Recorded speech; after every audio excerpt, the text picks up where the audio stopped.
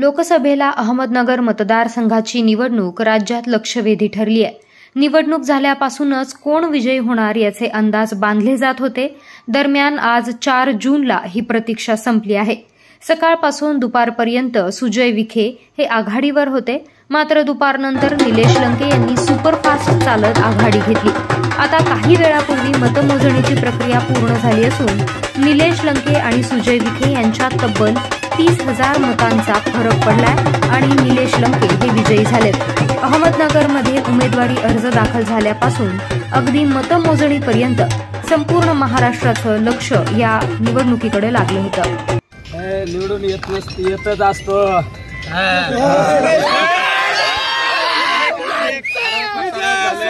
तुमच्या बद्दल अनेक गोष्टी बोलल्या गेल्या, आता आज काय वाटतं त्या अभी कुछ नहीं बोलने का किसी को, जो होगा वही अच्छा ही होगा। नाही ज्याने कुणी काय केलं त्यांना लक लाभ लाभू। आता मला जनतेने निवडून दिलं ना, आता कोणाबद्दल चुकीचं बोलायचं नाही। निलेश लंके पण कुठेतरी जायंट किल्लर ठरल्यावर वाटतंय का?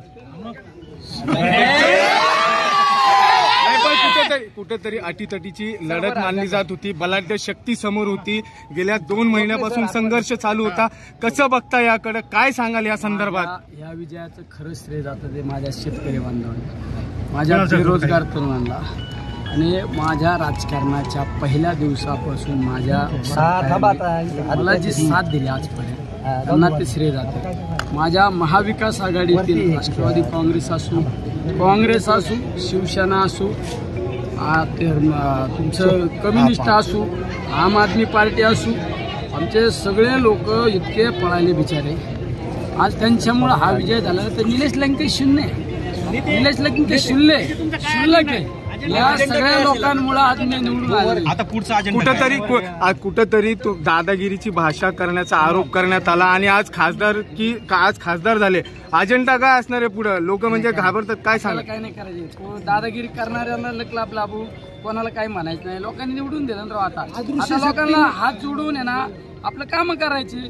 चुकल्या देने वालों का भी भला, न देने वालों का भी भला।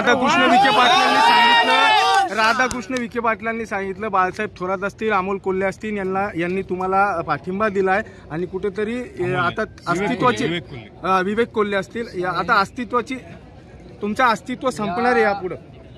खऱ्या अर्थाने मला राजकीय जीवनात माझ्या संघर्षात आदरणीय पवार साहेब यांनी खऱ्या अर्थाने साथ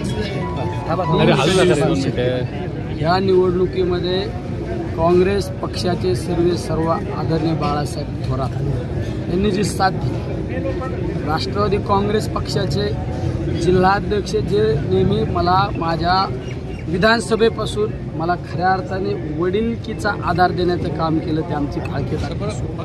शिवसेनेचे जिल्हा प्रमुख आमचे मार्गदर्शक यांनी सुद्धा मला राजकीय जीवनामध्ये अनेक वेळा मदत केली। आमच्या गाडे सर असू, काँग्रेसचे जिल्हाध्यक्ष असू, आमच्या सर्व महाविकास आघाडीतील आज आमचे भैया या ठिकाणी नाही, आज अनिल भैया असते तर अनिल भैयांना वेगळा आनंद असता। म्हणजे सगळेच आमचे रावडीमध्ये आमचे प्राजक्त दादा असू, आमच्या पातळी शेवगावमध्ये आमचे प्रताप काका असू,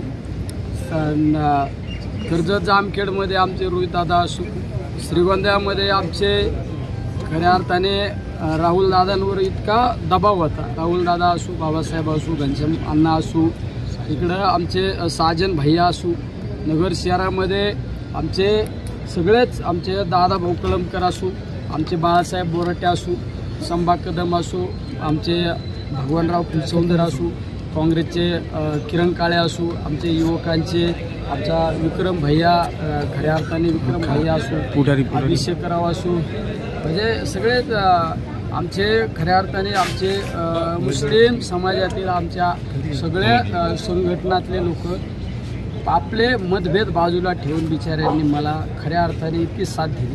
आमच्या मतदारसंघातील किंवा नगर शहरातील सगळे मुस्लिम एक उठले, सगळ्या माझा विजय हा निस्ता या सर्व महाविकास आघाडी असून माझ्या सर्व शेतकरी बांधवाचा असू, यामध्ये विरोधकांचा सुद्धा यामध्ये खऱ्या अर्थाने विजयामध्ये वाटा आहे. अदृश्य शक्ती अदृश्य शक्ती खऱ्या अर्थाने मी त्यांचं नाव घेऊ शकत नाही बिचाऱ्यांचं, पण तुमच्या मीडियाद्वारे त्यांना धन्यवाद देतो. अरे भाजपच्या स्टेजवर राहिले, निलेश लंकेला साथ दिली, त्यांना सुद्धा राजकीय जीवनामध्ये कधी ना कधी त्यांच्या प्रसंग आल्यानंतर मदत करू. कुठेतरी महायुतीचे जे नेते राम शिंदे हे देखील आपले खास एकेकाळी मित्र होते, मात्र कुठेतरी कुछ नहीं बोलने का किसी के बारे में ओके अच्छा होगा. विशेष करून हे समोर बसलेले आहेत ना, हे मीडियावाले, कॅमेऱ्यावाले, कागदावाले, रिपोर्टर ओके, यांचा पण सिंहाचा वाटा आहे. हे हमारे घर के लोग हैं सब. पवार साहेबांना कधी भेटणार? अरे पवार साहब तो हमारी जान है, आज ही जाने वाले हैं हम.